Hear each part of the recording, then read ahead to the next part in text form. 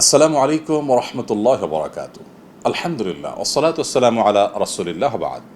সুপ্রিয় দর্শক শ্রোতা ভাই বোন, রহমত, বরকত, মাগফিরাত এবং নাজাতের বার্তা নিয়ে আবারও মাহে রমাদান আমাদের দোরগোড়ায়। আল্লাহ রাব্বুল আলামিন একজন ব্যবসায়ীকে যেরকম সারা বছরের ব্যবসার ঘাটতি পোষাবার জন্য কিছু মৌসুম, কিছু সিজন দিয়ে থাকেন, ঠিক একইভাবে একজন ইমানদারের সারা বছরের আমল এবং ইবাদতের যে ঘাটতি হয়ে থাকে সে ঘাটতি পুষে নেওয়ার জন্য রমাদানুল করিমের মতো ইবাদতের এই মোক্ষম সুযোগ এবং মৌসুম দিয়েছেন।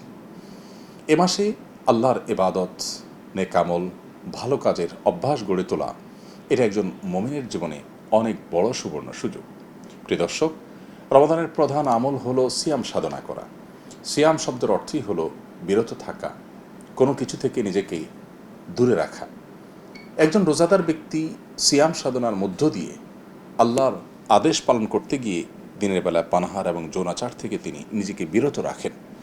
বিরত রাখার এই কসরত, এই প্রচেষ্টা, এই প্রশিক্ষণ আমাদেরকে সামগ্রিক জীবনে আল্লাহর ভয়ের চেতনা থেকে উদ্বুদ্ধ হয়ে আল্লাহর সমস্ত আদেশ নিষেধগুলো মেনে চলা, সকল অন্যায় অনাচার, সকল জুলুম, অনিষ্ট, মানুষের অধিকার ক্ষুণ্ণ করা, এই সব কিছু থেকে নিজেকে বিরত থাকার নামই হলো সিয়ামের শিক্ষা। অতএব আসুন রমাদানের এই অন্যতম বার্তা, অর্থাৎ নিজেকে সকল পাপাচার থেকে বিরত রাখার যে প্রচেষ্টা, সেটি আল্লাহ তাআলা আমাদেরকে গ্রহণ করার তৌফিক দান করুন। প্রিয় দর্শক, রমাদান হলো আমলের মাস। এ মাসে আল্লাহ রাব্বুল আলামিন আমাদেরকে দিনের বেলা সিয়াম সাধনা করাকে ফরজ করে দিয়েছেন, রাতের বেলায় তারাবি পড়াকে আমাদের জন্য সুন্নাহ সাব্যস্ত করা হয়েছে। ঠিক একইভাবে এই মাসটি কোরআন তেলাওয়াতের মাস, কোরআন নাজিলের মাস, সহমর্মিতার মাস। নবী সাল্লাল্লাহু আলাইহি ওয়াসাল্লাম এই মাসে প্রচুর পরিমাণে দানশীল হয়ে যেতেন, তার দানশীলতার পরিমাণ বেড়ে যেত। এবং এ মাসে আমরা একে অন্যের প্রতি আন্তরিকতা প্রদর্শন করা, একে অন্যের উপকারিতা করা, একে অন্যের কল্যাণ সাধন করার অন্যতম সুবর্ণ সুযোগ আসে।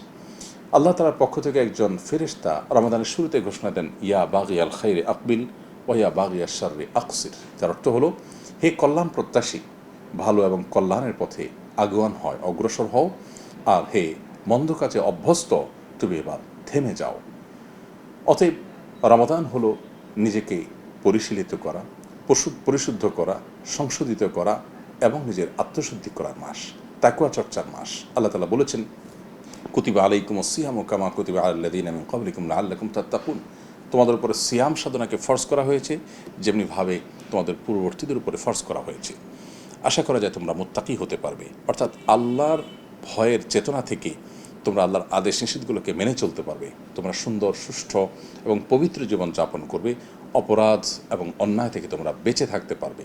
সিয়াম আমাদেরকে বলে যে আমরা পানাহার এবং যৌনাচার আল্লাহ তাআলা রমাদান মাসে দিনের বেলা নিষেধ করেছেন, সেটা থেকে বিরত থাকতে।